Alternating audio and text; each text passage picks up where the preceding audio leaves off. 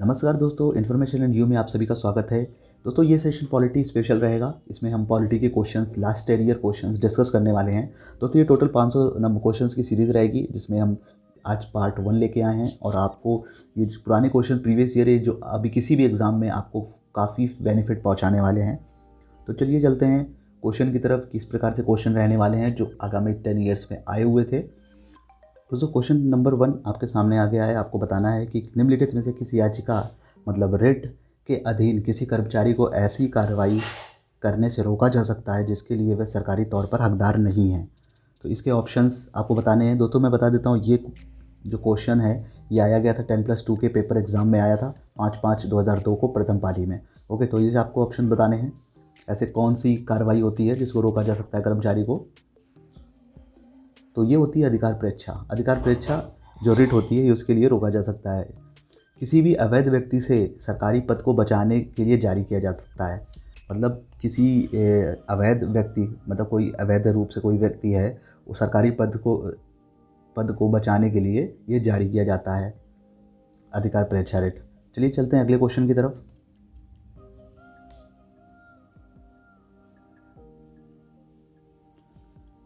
Next question है, किस उच्च न्यायालय को पहली महिला मुख्य न्यायाधीश होने का गौरव प्राप्त है। जल्दी से आपको बताना है, ऐसे कौन सी उच्च न्यायालय को पहली महिला मुख्य न्यायाधीश के होने का गौरव प्राप्त है। ऑप्शन है गुवाहाटी, इलाहाबाद, दिल्ली या हिमाचल प्रदेश। तो ऐसा कौन सा उच्च न्यायालय था दोस्तों? इसका ऑप्शन होगा हिमाचल प्रदेश। हिमाचल प्रदेश उच्च न्यायालय की महिला मुख्य न्यायाधीश को होने का, पहली महिला मुख्य न्यायाधीश होने का गौरव प्राप्त था। और ये जो हुई थी 1900, इनका नाम था लीला सेठ। इनकी नियुक्ति लीला सेठ के रूप में हुई थी। लीला सेठ इनका नाम था। और ये 1991 में 1991 में इनका पोस्टिंग हुई थी, नियुक्ति की गई थी।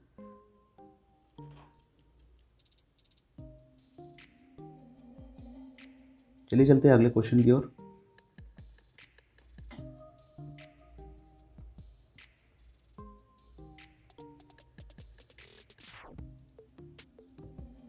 आपको बताना है उच्चतम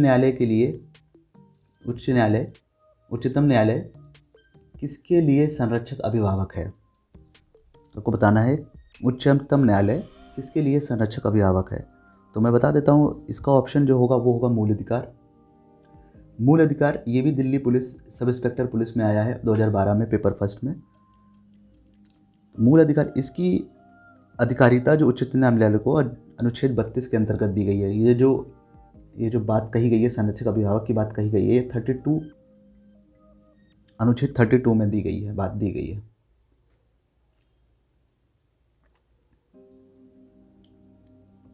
निम्नलिखित में से कौन सा एक असदस्य है लेकिन वह संसद की कार्रवाई में भाग ले सकता है। ऐसा कौन है जो सदस्य नहीं है पर वो संसद की कार्रवाई में भाग ले सकता है। तो दोस्तों आपको बताना है जल्दी। ओके, मैं बता देता हूँ आपको, ये होते हैं महान्यायवादी, अटॉर्नी जनरल। जो अटॉर्नी जनरल होते हैं वो संसद के सदस्य नहीं होते हैं, पर वो संसद की कार्रवाई में भाग ले सकते हैं। ये उनको पावर दी गई है। और अनुच्छेद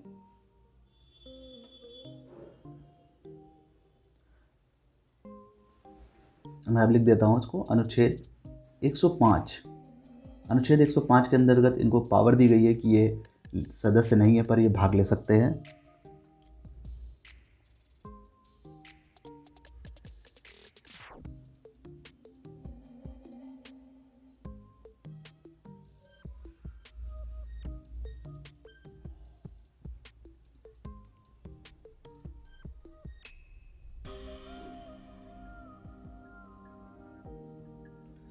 मध्य प्रदेश के उच्च न्यायालय की पीठ स्थित है। मध्य प्रदेश की उच्च न्यायालय की पीठ कहाँ पर स्थित है, ये आपको बताना है। तो इसका ऑप्शन आपको है ग्वालियर, इंदौर में, भोपाल में या जबलपुर में। ये भी एसएससी के टायर 1 स्नातक, सीजीएल के टायर 1 में आया है, टियर 1 में, नॉर्थ जोन फर्स्ट पाली में। तो ये है जबलपुर। ऑप्शन नंबर 4 इसका सही आंसर रहेगा।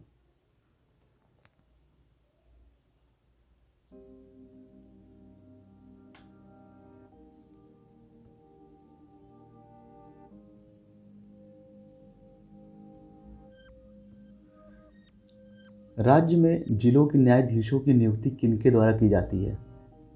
आपको बताना है राज्य में जिलों के न्यायाधीशों की नियुक्ति जो होता है वो कौन करता है। तो ये नियुक्ति करता है, आपको बताना है, ऑप्शन आपके सामने है, राज्यपाल, राज्य का महाधिवक्ता, राज्य का मंत्रिपरिषद, राज्यपाल या उच्च न्यायालय के मुख्य न्यायाधीश। तो इसका आंसर होगा राज्यपाल। राज्यपाल जी जो हैं वो नियुक्ति करते हैं न्यायाधीशों की। चलिए चलते हैं अगले क्वेश्चन की ओर। इस अनुच्छेद के अंतर्गत कोई नागरिक मूल अधिकारों के किसी भी उल्लंघन के लिए सीधे ही उच्चतम न्यायालय में मुकदमा कर सकता है। आपको बताना है, इस अनुच्छेद के अंतर्गत कोई नागरिक मूल अधिकारों के किसी भी उल्लंघन के लिए सीधे उच्चतम न्यायालय में मुकदमा दर्ज करा सकता है। तो ये कौन सा अनुच्छेद है जिसके तहत उनको ये पावर दी जाती है? तो आपको बताना है, बता देते हैं आपको, अनुच्छेद 32। अनुच्छेद 32 के तहत कोई भी सामान्य नागरिक जिसका मूल अधिकार का उल्लंघन किया जा रहा है वो सीधे उच्चतम न्यायालय सुप्रीम कोर्ट जाकर अनुच्छेद 32 के तहत मुकदमा दर्ज करा सकता है। अगले क्वेश्चन की ओर चलते हैं।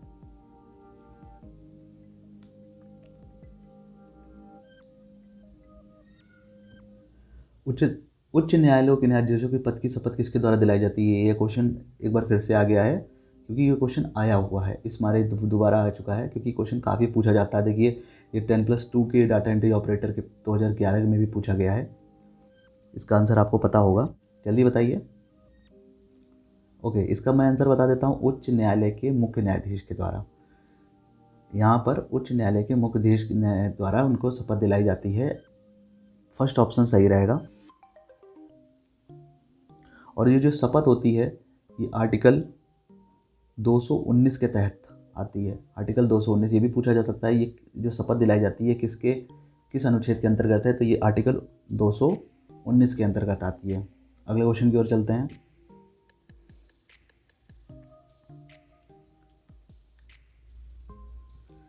निम्न में से कौन सी ऐसी रिट है जो केवल किसी सरकारी पदाधिकारी के विरुद्ध लागू की जा सकती है?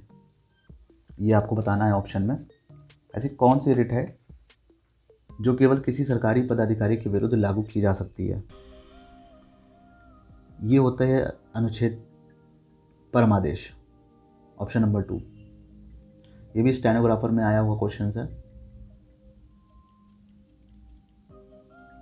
आगे चलते हैं।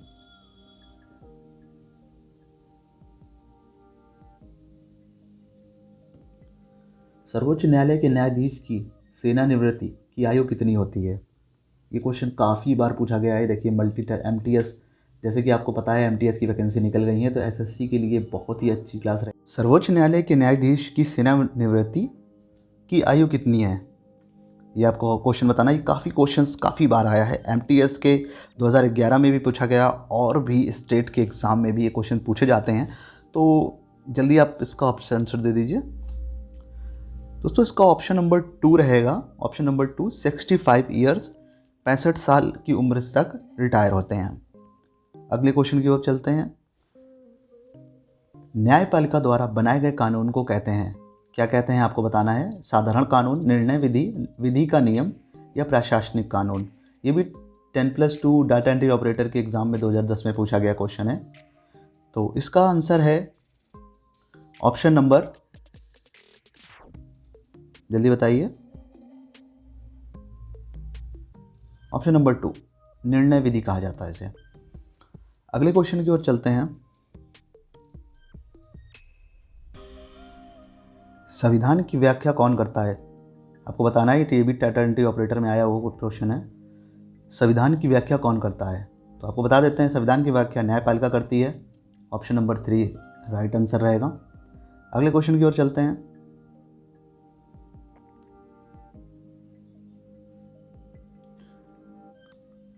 उच्चतम न्यायालय में एक मुख्य न्यायाधीश के अलावा अधिकतम कितने अन्य न्यायाधीश हो सकते हैं? आपको बताने हैं। उच्चतम न्यायालय में एक मुख्य न्यायाधीश के अलावा अधिकतम कितने न्यायाधीश हो सकते हैं? तो इसका आंसर रहेगा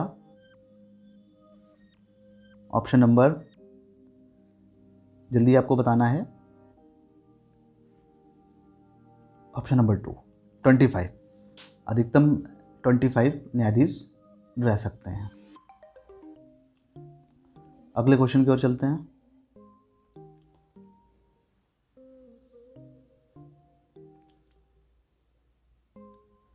उच्चतम न्यायालय के न्यायाधीश किस आयु तक अपने पद पर बने रह सकते हैं? आयु कितनी होती है जितने उच्चतम न्यायालय के न्यायाधीश अपने पद पर बने रह सकते हैं? तो ये आपको पता होगा, काफ़ी बार पूछा जाता क्वेश्चन है। तो ये है 65 years, option number 2।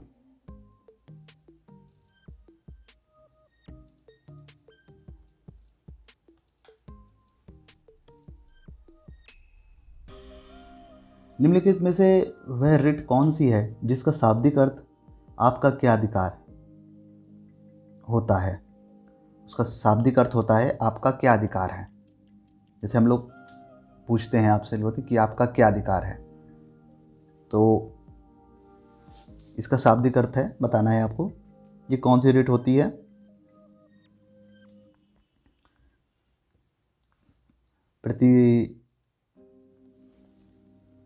प्रत्यक्षीकरण writ, उत्प्रेक्षण writ, अधिकार प्रेक्षा रिट या प्रतिषेध रिट। तो ये होगा ऑप्शन नंबर 3, अधिकार प्रेक्षा रिट। अगले क्वेश्चन की ओर चलते हैं।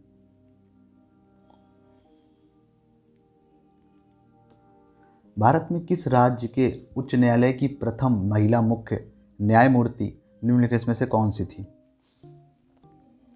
ये क्वेश्चन अभी आपके दूसरी तरीके से पूछा गया था।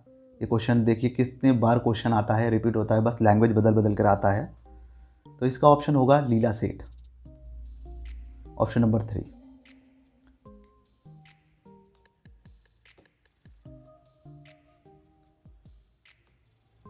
निम्नलिखित में से भारत के वह मुख्य न्यायमूर्ति कौन है जिन्होंने भारत के राष्ट्रपति के रूप में काम करने का अवसर प्राप्त हुआ था?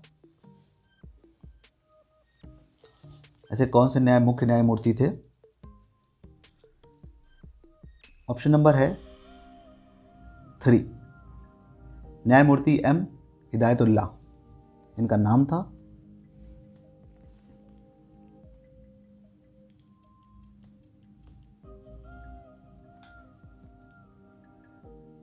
दोस्तों आप ये क्वेश्चन करते रहिए और इसको नोट भी चाहें तो स्क्रीनशॉट भी लेते रहिए, क्योंकि काफ़ी इंपॉर्टेंट क्वेश्चंस हैं, काफ़ी एग्ज़ाम में पूछे गए हैं और इन्हीं से ही क्वेश्चन बनते हैं। अच्छे लेवल के क्वेश्चंस हैं, तो काफ़ी आपको मदद मिलेगी इन क्वेश्चन से।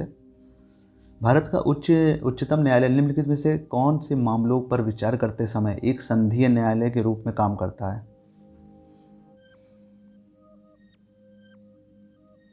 आपको ऑप्शन बताने हैं। पहला सिविल मामले, अंतर्राज्यीय विवाद, निचले न्यायालयों की अपील, या चौथा चुनाव याचिकाएं।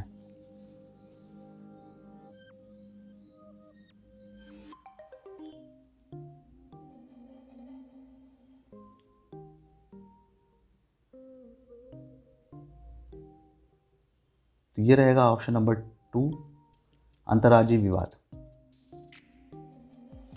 अगले क्वेश्चन की ओर चलते हैं।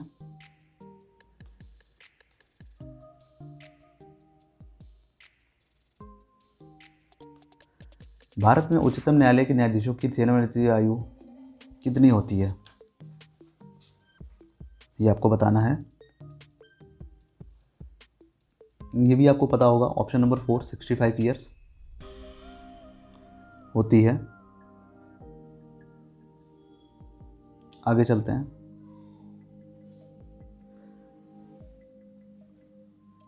भारत के किसी राज्य के उच्च न्यायालय की प्रथम महिला मुख्य न्यायमूर्ति निम्नलिखित में से कौन सी थी? ये आपको बताना है। ऑप्शन नंबर 1, सुंदरा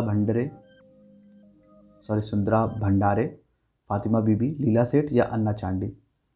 इसका ऑप्शन होगा लीला सेठ, ऑप्शन नंबर 3।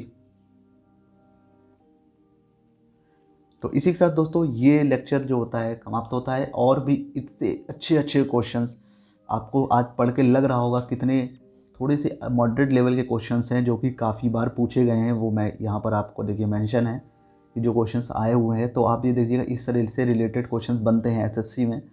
तो आप देख सकते हैं और भी एग्ज़ाम की आपको प्रश्न मिलेगी। एक अच्छी सीरीज़ है, इसमें 500 से ज़्यादा क्वेश्चंस आपको कंप्लीट कराए जाएंगे जो आपके आगामी होने वाले किसी भी एग्ज़ाम में बहुत ही फ़ायदा पहुंचा सकते हैं। चैनल को सब्सक्राइब करना मत भूलिएगा। धन्यवाद।